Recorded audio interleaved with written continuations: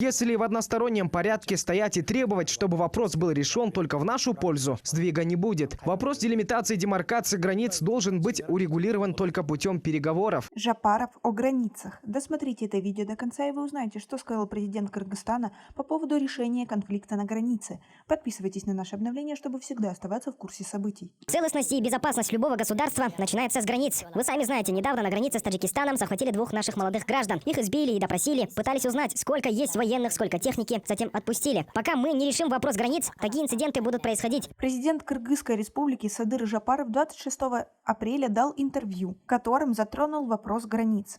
Недавно глава правительственной делегации Камчыбек Ташиев встретился с жителями Узгенского района, которые были недовольны относительно отдельных участков на границе. Ташиев сказал, что согласился с тем, чтобы Кемпир-Абад оставался на территории Кыргызстана. Кроме того, стало ясно, что не получилось договориться с Таджикистаном по поводу делимитации границ. И что же, по мнению президента, конкретно не получается с Таджикистаном? На это он ответил следующим образом.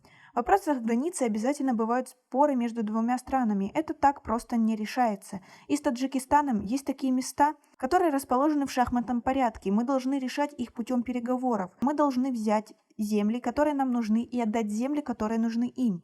Поэтому хотим мы этого или не хотим, должны решить вопрос границ. Эта проблема не решится в рамках земель только одного села. Мы решим это вместе с местным населением. До этого все решали скрытно. За 30 лет, сами знаете, решали скрытно. Ставили подписи, ратифицировали, утверждали. И потом, когда прокладывали колючую проволоку, народ начинал возмущаться, что отдали наши земли. Так наши земли и были отданы, и мы сейчас ведем переговоры, чтобы эти земли как-то вернуть.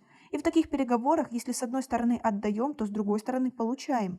Теперь с населением, которое я говорила, что отдали наши земли, будем обсуждать и решать путем переговоров. Государство. Если надо будет, мы можем отдать землю в Таласе, а в Баткене взять такой же участок. Или, к примеру, в Тюпе взять, а в Атбаше отдать. Вопрос границы решается таким способом – обменом участками. Как вы относитесь к таким высказываниям?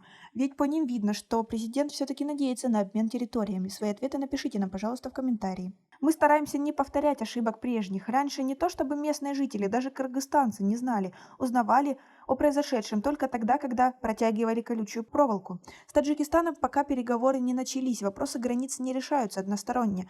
Например, если мы с вами будем делить общий стол, вы скажете, что он принадлежит вам. Я скажу, что мне. Мы должны будем делить поровну. Вы скажете, что хотите получить 75%, и я скажу то же самое. Споры так и будут идти, пока в конце не придем к одному решению. Но мы не будем решать во вред нашему государству и нашего народа. Мы приложим все усилия, чтобы решить в пользу государства и народа. Некоторые кричат, что Ташиев продал землю. Вчера был патриотом, а сегодня перестал быть им. Мы с Ташиевым уже 16 лет говорим об этом, когда некоторые из них еще младенцами были, и мы до сих пор держимся этой позиции. Поэтому я хочу сказать отдельным гражданам, которые кричат на границе, которые кричат на площади.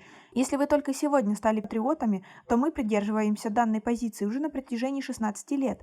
Или они патриоты, а мы с Ташиевым не патриоты. Вы сами видите, считаемся с народом. Вопрос не решается только тем, что Ташиев подписал протокол. Вообще весь процесс состоит из 4 этапов. Я хочу сказать, чтобы они вели себя спокойно. Мы, безусловно, будем советоваться с народом, будем спрашивать мнение народов. Где-то в конце мая, июня-июля у меня будет свободное время. Тогда я объезжу юг, встречусь с народом. Мы посоветуемся с местным населением и потом примем решение. Как вы относитесь к таким взглядам кыргызского президента? Свои ответы напишите нам, пожалуйста, в комментарии. У нас пока на этом все. Оцените наше видео подпиской и лайком. До скорой встречи.